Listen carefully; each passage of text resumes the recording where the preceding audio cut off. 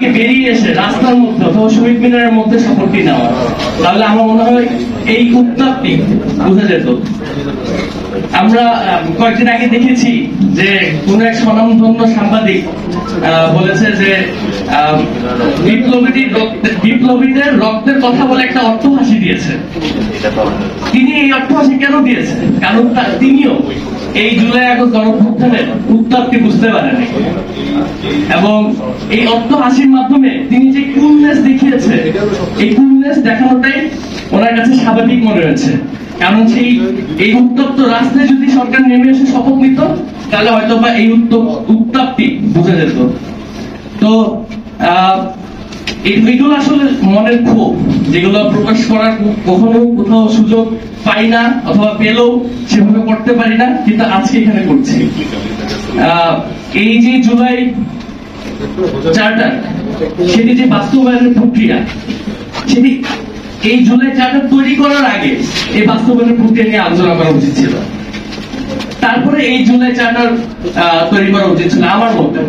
আমার মনে হয় আমার সাথে অনেকে এখানে একমত হবে। কারণ আপনি যদি নাই জানেন এটা বাস্তবায়িত কিভাবে হবে, তাহলে এটা বানিয়ে লাভ নেই। যেহেতু এখন একটা প্রসেসে এসেছে এবং এটি তৈরি হচ্ছে, তার জন্য সাধুবাদ জানাই। এবং আমার এখানে এনসিপির পক্ষ থেকে, জাতীয় নাগরিক পার্টির পক্ষ থেকে 6টি স্টেপ দেওয়া হয়েছে, বা 6টি পদ্ধতি দেওয়া আছে কিভাবে বাস্তবায়ন করা যায়। খুবই চমৎকার বাস্তবায়ন পদ্ধতি দেওয়া হয়েছে।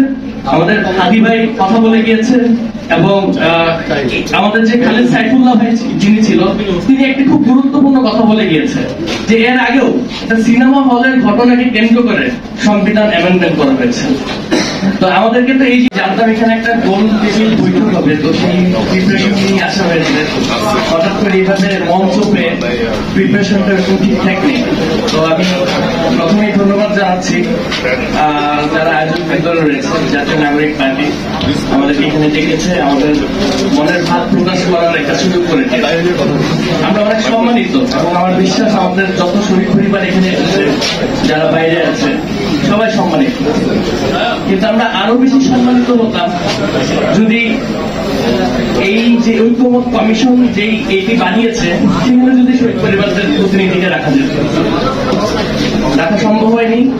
তার চেয়েও বেশি আমরা সম্মানিত হতাম যদি জুলাই ঘোষণাপত্র যখন তৈরি করা হয়েছে, সেখানে যদি শহীদ পরিবারের প্রতিনিধিদেরকে অথবা আহত প্রতিনিধিদেরকে রাখা যেত। সেটাও সম্ভব হয়নি। আমরা আরো বেশি সম্মানিত হতাম 5ই আগস্টের পরে যখন সরকার গঠন হয়েছে, সেখানে যখন সরকার শপথ নিয়েছে, শপথের নেওয়া যারা শপথ নিয়েছে তাদের সামনে যদি শহীদ পরিবারের কিছু অংশ এবং আহত কিছু অংশ যদি সেখানে উপস্থিত থাকা যেত, সেটাও সম্ভব হয়নি। তো আমার মনে হয় মানুষ আসলে জুলাই আগস্ট গণঅভ্যুত্থানের যে বিপ্লবের যে উত্তাপটি, সেই উত্তাপটি থেকে বঞ্চিত হয়েছে সেই 5ই আগস্টের পরের যেদিন সরকার শপথ নিয়েছে সেদিনই। কারণ আমাদের ভাইরা রক্ত দিয়েছে, আন্দোলন করেছে রাস্তায়, সেই উত্তপ্ত পরিবেশের মাঝে তারা আন্দোলন করেছে।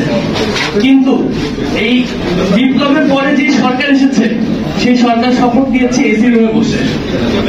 সেই সরকার সেই বঙ্গভবনের এসি রুমে বসে শপথ নিয়েছে।